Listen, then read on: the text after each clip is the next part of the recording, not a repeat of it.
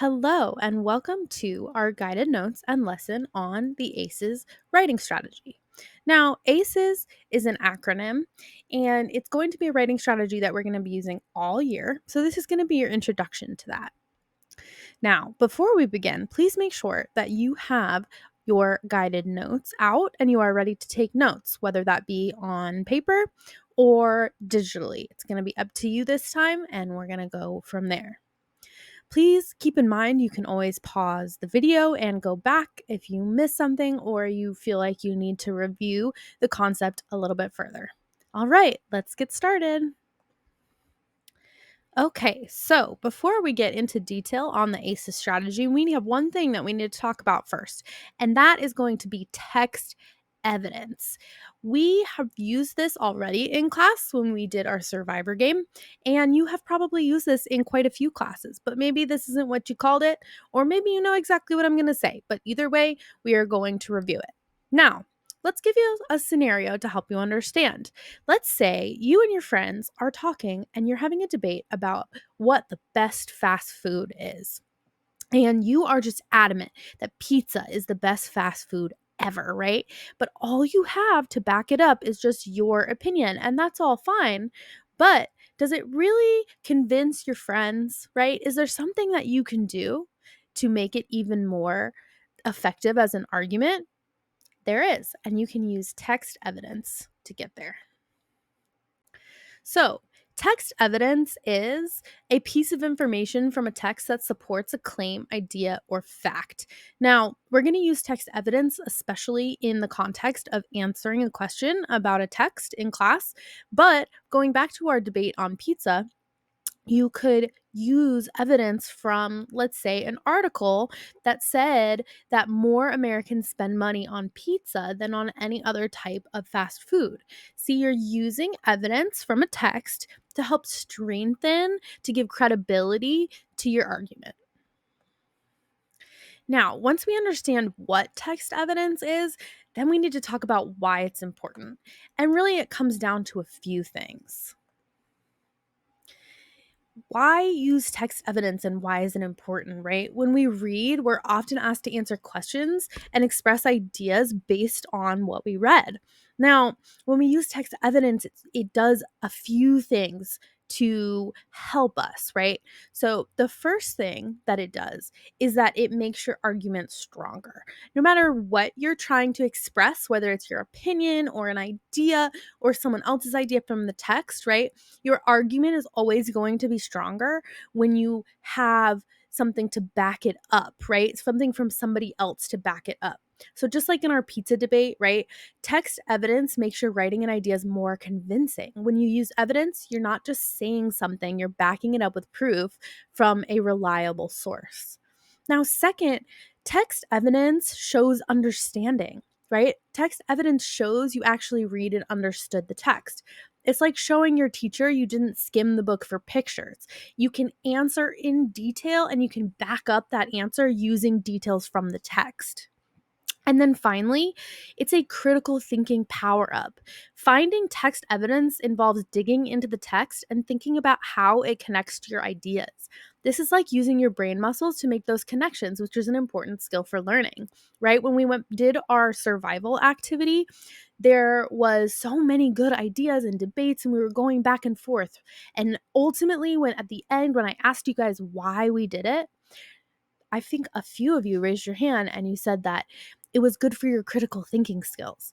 You got to exercise those brain muscles and really think about what you're doing. So now that we know what text evidence is and why it's important, we need to talk about the different kinds of text evidence.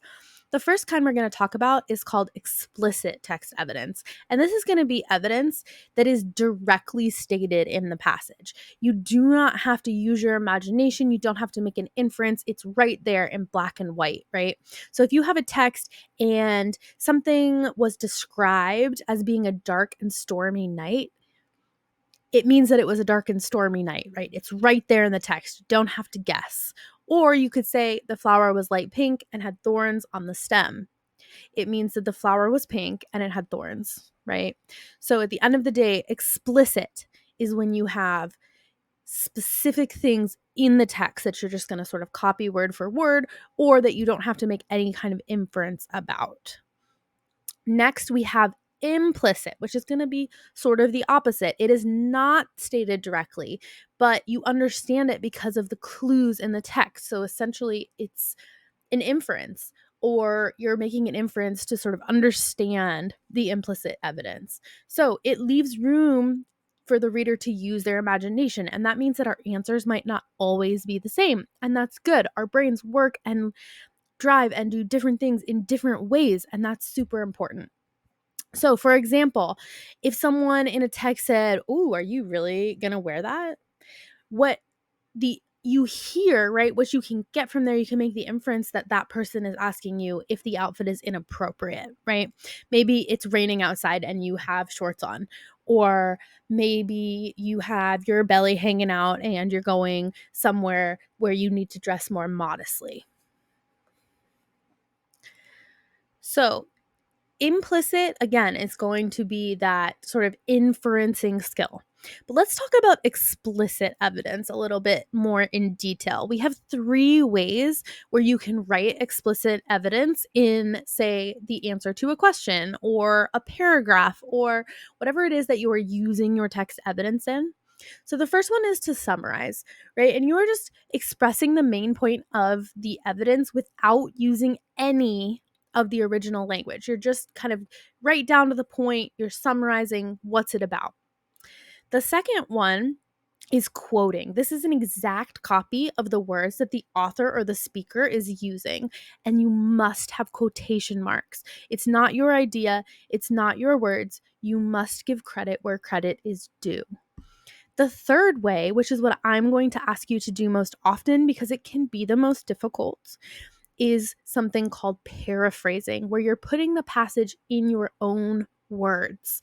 Essentially, it is the author or speaker's idea, but your words. Now, when you paraphrase, you do not need to put quotation marks, but you do need to give credit.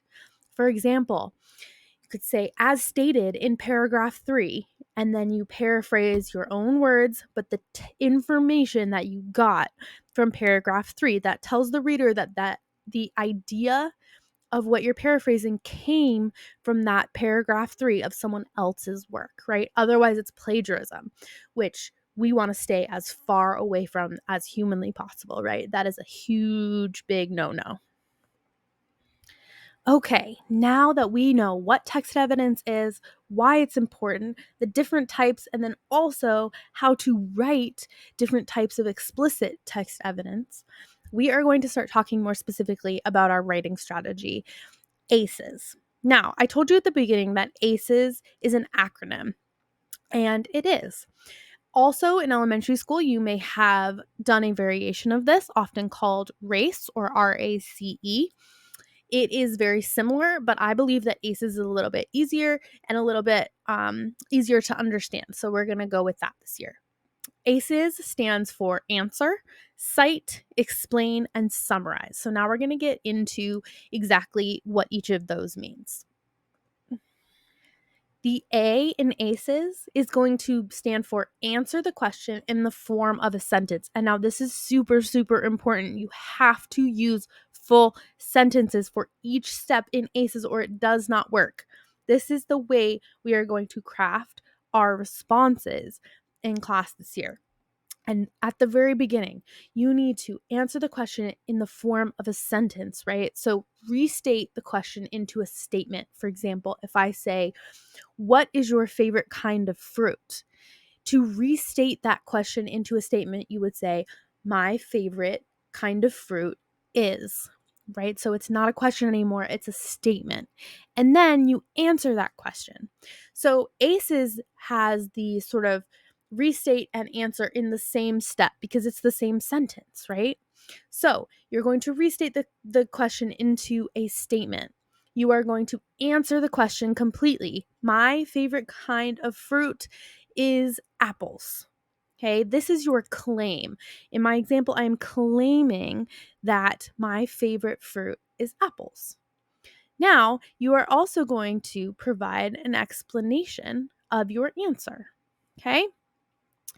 So you will know that you have successfully done this step when you have a full sentence that restates the question and answers the question. Okay? Once you have that answer, now you have to prove it, right? And how do we prove it? We prove it with text evidence. So you're going to cite an example or evidence from the text. Now, this might be in the form of a video sometimes. It might be in the form of an article. Most often for us, it's going to be in the form of an excerpt or the chapter of a text or a poem, something of that nature.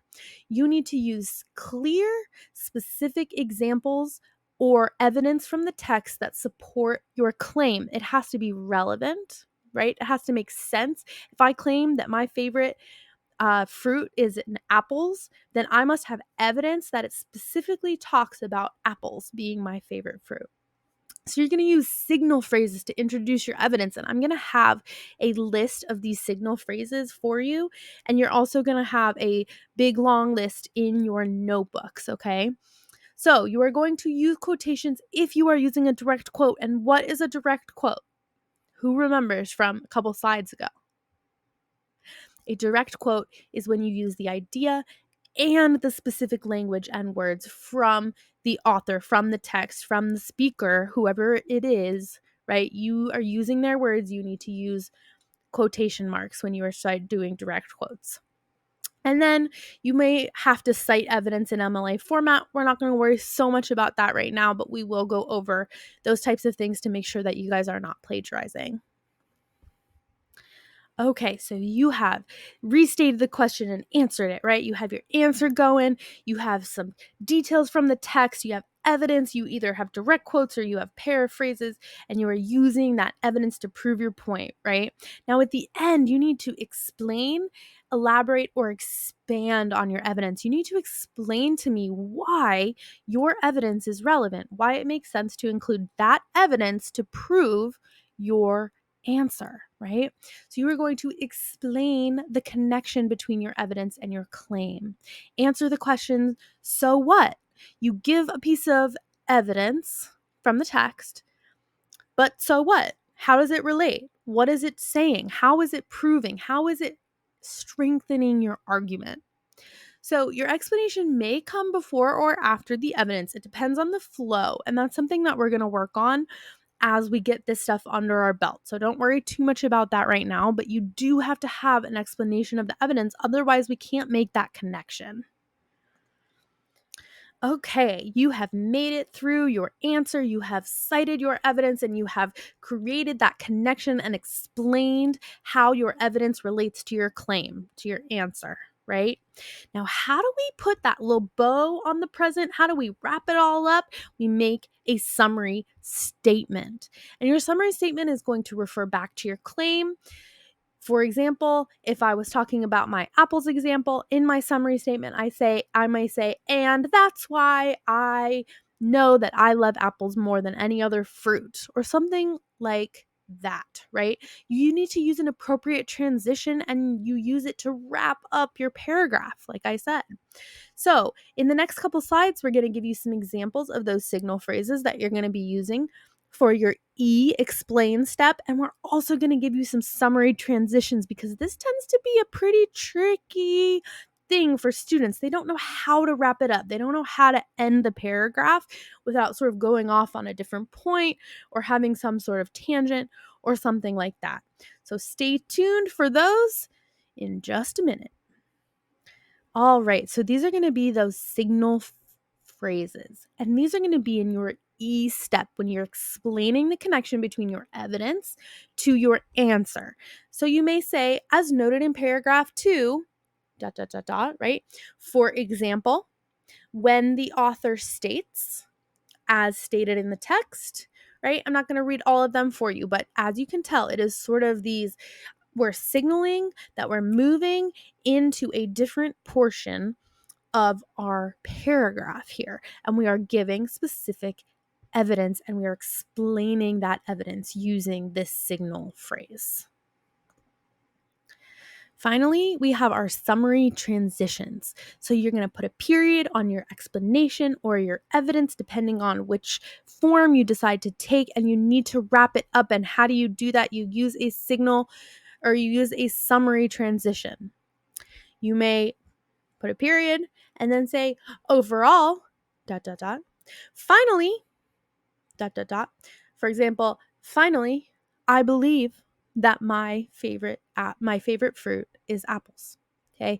In conclusion, in the end, all of these things are going to show the reader, whoever is reading your answer, most likely me, that you are wrapping it up, right? You're summarizing, you're getting to the end, you're just giving me the little bow on top.